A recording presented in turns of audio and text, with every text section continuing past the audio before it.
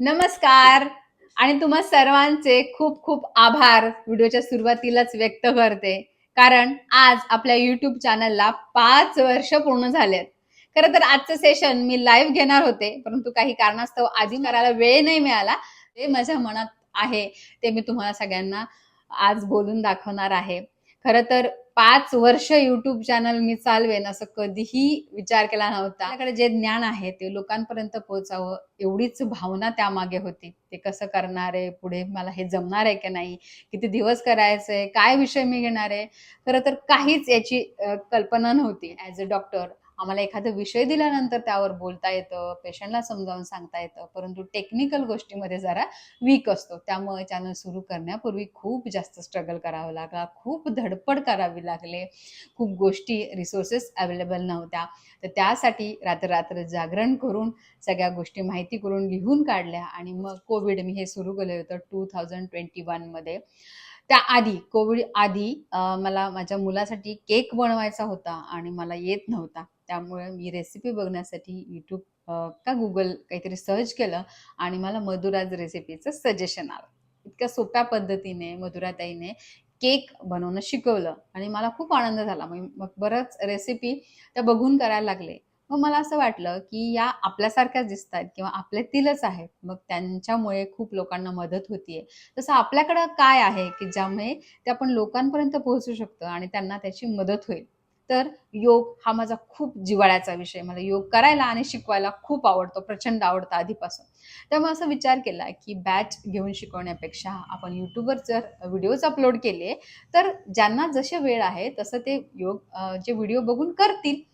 तर तसं ठरवलं गेला कारण की आउटडोर शूट करायला लागणार होतं. बाहेर जाऊन प्रत्येक वेळेला ते करणं शक्य नाहीये.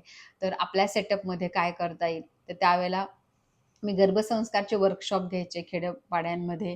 त्यावेळेला बरेच ते फाउंडेशनसाठी काम करायचे. त्यावेळेला त्या दादांनी सजेस्ट केलं होतं, की तुम्ही अशी व्हिडिओज बनवा. आजकाल खेड्यापाड्यात देखील YouTube चालतं. बरेच लोकं त्यावर काही माहितीपूर्ण असे व्हिडिओ ज्यांना पाहिजे आहेत, ते बघत असतात.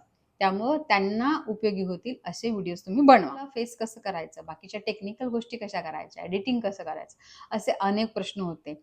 पण कोविड आणि प्रेग्नन्सी याचा ब्रेक होता आणि त्यावेळेला मी ते शिकले आणि त्यानंतर प्रेग्नन्सीसाठी जे इन्फॉर्मेटिव्ह व्हिडिओ आहेत ते बनवायचे असं मी पक्क मनाशी ठरवलं. कारण गर्भसंस्कारामुळे मला माहीत होतं की प्रेग्नंट लेडीजला काय प्रॉब्लेम येतात किंवा काय कोणत्या माहितीची त्यांना गरज असते. त्यामुळं पहिला जो व्हिडिओ माझा होता अर्थात मदर्स डेचाच तो पिरियड होता आणि त्यामुळे मला ते विषय पण सुचला, की आपण काय विषय किंवा पहिला भारतीय आया ज्या आहेत त्यांची प्रांजळ असं मत असतं, की छान गोरं गुटगुटीत बाळ आपल्याला व्हावं. तर त्यासाठी आपल्याला घरगुती काय उपाय करता येतील? त्यामुळे मी तोच विषय निवडला आणि तो पहिला व्हिडिओ पोस्ट केला. YouTube चॅनल सुरू कसं करायचं आणि काय याचं कुठलंही पुस्तक किंवा कोर्स अवेलेबल नाहीये. ते आपल्यालाच ते नॉलेज गुगल करून किंवा काय करून घ्यावं लागतं. ते मी घेतलं झालं आणि मग बऱ्याच लोकांचे फोन आले, की तुम्ही विषय खूप छान मांडला, पण आमच्याकडे आता फॅमिली प्लॅनिंग पूर्ण झालेलं आहे. त्यामुळे प्रेग्नन्सीतले व्हिडिओ फार उपयोगाचे नाहीत. कारण सुरुवातीला मी तेच टाकत होते. त्यानंतर मग आम्हाला वजन कमी करायचं त्यासाठी असा मोफत सल्ला काही मिळाला, तर बरं होईल असं एकाने सजेस्ट केलं आणि मग वजन कमी करण्याचा राजमार्ग हा व्हिडिओ मी पोस्ट केला आणि तो व्हायरल झाला. त्याला खूप व्ह्यूज आले आणि त्यानंतर मी माझं चॅनलचं नीच बदललं. वेट लॉसवर व्हिडिओ करायला सुरुवात केली. मग त्यानंतर योगाचे व्हिडिओ मी बाहेर जाऊन बनवू लागले आणि मग ते पण खूप लोकांना आवडलं. सांगण्याची पद्धत किंवा सोपे-सोपे करता येतील असं. कारण समोरासमोर आपण डिफिकल्ट व्यायाम करून घेऊ शकतो. पण व्हिडिओमध्ये शक्यतो कोणी घरच्या घरी करू शकेल, काही प्रॉब्लेम येणार नाही. असेच मी एक्सरसाइज, वर्कआउट किंवा साधे-साधे व्यायाम प्रकार मी दाखवत होते. लोकांना आवडत होते. त्यानंतर प्रश्न येऊ लागला, की डाएट मग काय द्याल तुम्ही? याच्यासाठी याच्यासोबत काहीतरी डाएट द्या. मग डाएटचा अभ्यास केला आणि तेच व्हिडिओ पोस्ट करायला लागले. नंतर आउटडोर शूट थोडंसं डिफिकल्ट व्हायला लागलं. त्यामुळे इथे बसून आपल्याला जे माहिती आहे त्याला शास्त्रीय आधार काय आहे, काय याची पडताळणी करूनच मी प्रत्येक व्हिडिओ बनवते. मनापासून व्हिडिओ बनवले आणि त्याला व्ह्यूज येत नाहीत, मेहनत करून त्याला फळ मिळत नाही. खूप वेळा असं वाटलं, की एवढं सगळं करून काहीच फायदा नाहीये. कोणाला त्याचं काही वाटत नाहीये किंवा खूप लोक म्हणतात की कशाला करते, आपल्या जवळचे पण म्हणतात की कशाला करते, तेव्हा असं वाटलं की चॅनल बंद करावा.